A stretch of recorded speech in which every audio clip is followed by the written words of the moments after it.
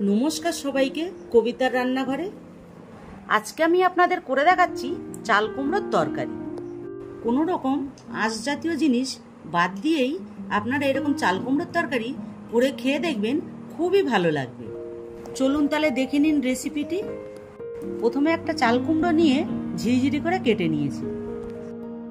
এরপর আমি কড়াতে 1 চামচ তেল দিয়ে চাল কুমড়োটাকে হালকা করে একটু ভেজে নেব।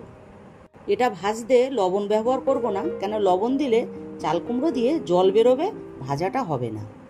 এটা আমি 3 মিনিটের মতন হাই ফ্লেমে ভেজে নেব। এটা ভাজা হয়ে গেছে, এরপর আমি তুলে নিচ্ছি।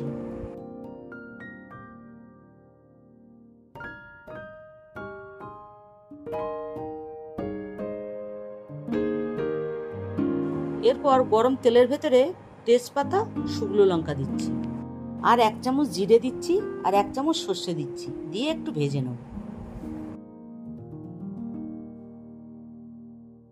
এটা ভাজা হয়ে গেছে, আর কয়েকটা কাঁচা লঙ্কা কেটে রেখেছিলাম সেটা দিয়ে দিচ্ছি, আর 2টো পেঁয়াজ কুচিয়ে রেখেছিলাম সেটাও দিয়ে দিচ্ছি, আর একটা আলু আমি পাতলা পাতলা লম্বা লম্বা করে কেটে রেখেছিলাম সেটা দিয়ে সামান্য লবণ দিয়ে নেড়ে চেড়ে ভেজে নেব।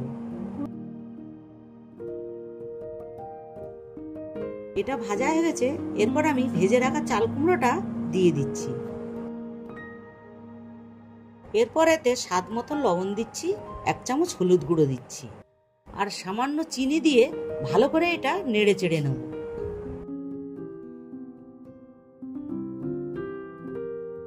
এরপর এতে আমি জল দিয়ে দিচ্ছি। মিডিয়াম ফ্লেমে 5 থেকে 6 মিনিটের মতন হবে, চাপা দিয়ে দিচ্ছি। 5 মিনিট পর এতে আমি 1 চামচ চালের গুঁড়ো দিয়ে ভালো করে নেড়ে চেড়ে নেব। এখানে আমি আতপ চাল ব্যবহার করেছি। এই রকম তরকারিতে চালের গুঁড়ো দিলে খেতে খুব টেস্ট হয়।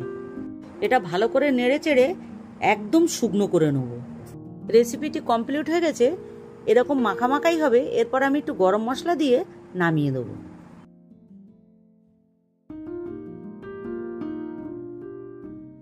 আপনারা এরকমভাবে চাল কুমড়োর তরকারি অবশ্যই করে খেয়ে দেখবেন।